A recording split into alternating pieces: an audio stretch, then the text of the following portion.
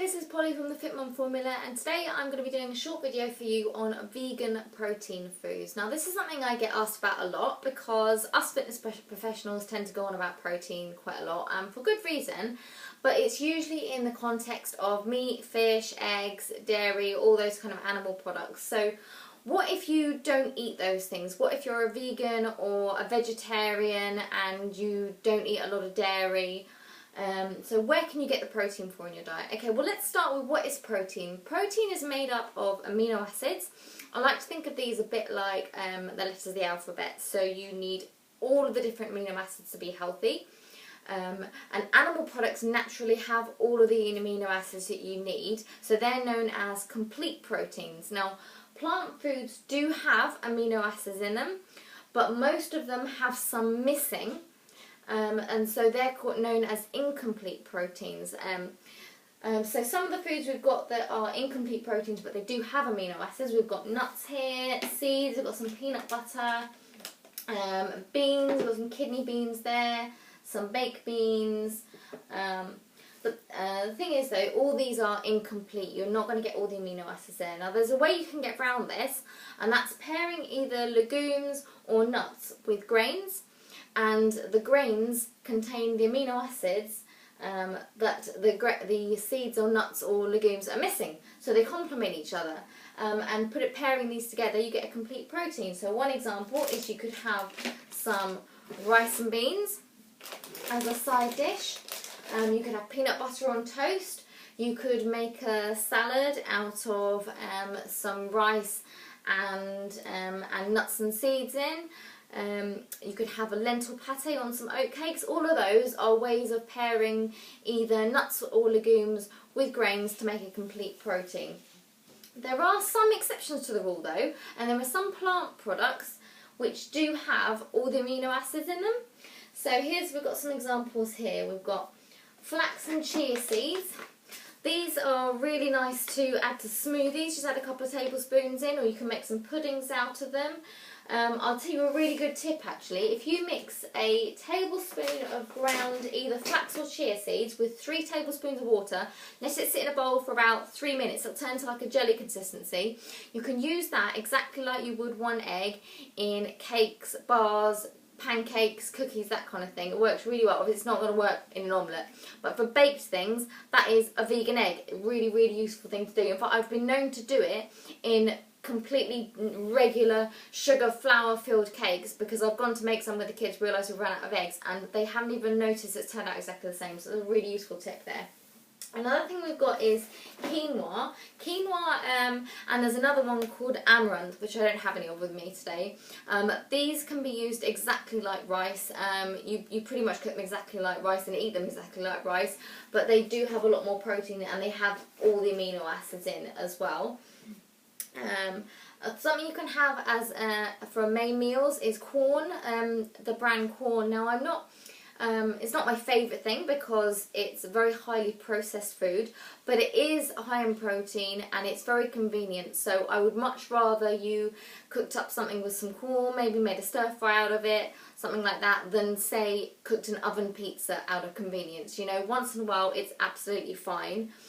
Another thing that's similar is seitan. Now seitan is made of wheat gluten, so it's not suitable for people who have a problem with eating gluten. But if you don't, if that's not a problem, then you can use it exactly like you would do with corn or tofu. You know, just stir fry it up, slice it up.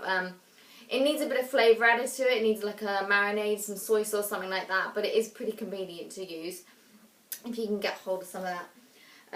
Buckwheat is another one we have here. Now buckwheat is a complete protein, but it isn't very high in protein. It's more of a carbohydrate really, but nevertheless it does have some amino acids in, and it makes a change from other grains. So you can boil up the grains a bit like rice. You can use the flour in pancakes. Buckwheat crepes are quite popular in some parts of the world, some countries. I remember we used to get those buckwheat waffles in France quite a lot when I was a kid, and they were really, really tasty. Hemp is a really, really, really good good food. It's really, really nutritious. Hemp seeds are nice just to snack on. I've got some hemp protein powder here.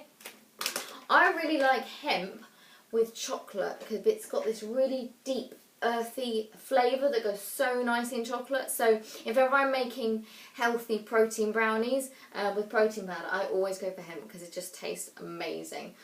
And what else have we got? We've got some spirulina. Well, this is more of a greens powder blend you can add to smoothies and drinks, and this one's got spirulina in it. Spirulina is like a green algae, and that has all the amino acids in, as well as loads of other nutrients as well.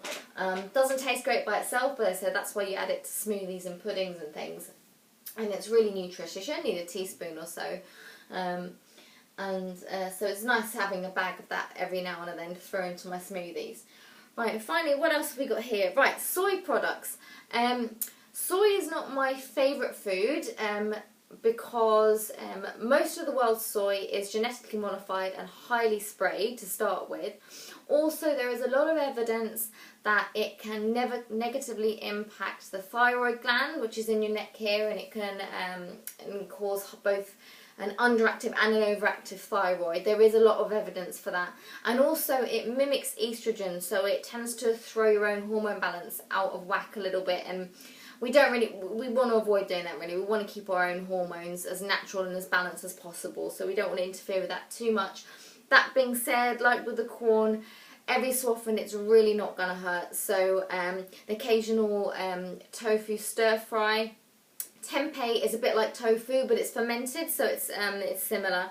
Soy sauce doesn't count because you're using just a tiny splash, so soy sauce doesn't count. But what else we got? Soy yogurts and milk as well. Again, not my favourite things, but every now and again they're not going to hurt. And then you've got edamame beans, which are those little green beans you can have in salads or just a snack on. They're quite tasty actually. I do like them.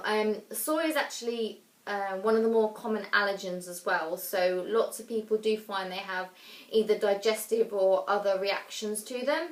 So if that's you, then obviously it goes without saying, don't eat soy products. But if you don't, then don't have them all the time, don't have them every day, but they are a complete protein, so they can be pretty useful. Finally, we've obviously got vegan protein powders. There's some great ones around: pea, rice, hemp I've already spoken about. Again, soy protein wouldn't be my first choice for reasons I've just stated. And also you can get blends where they have a mix of different vegan proteins in the same powder, and they're actually the best ones because they give you a broader range and a better balance of all the amino acids. I'm not going to talk too much about protein powder because I've already done a video on that, which you can look up as well. But that's it for now. I think that's all. I don't have time to go through give you any recipes today because we would be here for hours, but I will make sure I put up some links to some vegan recipes, and see if you can get adventurous, get creative, and see what you can make with all of this lot. Thank you, bye.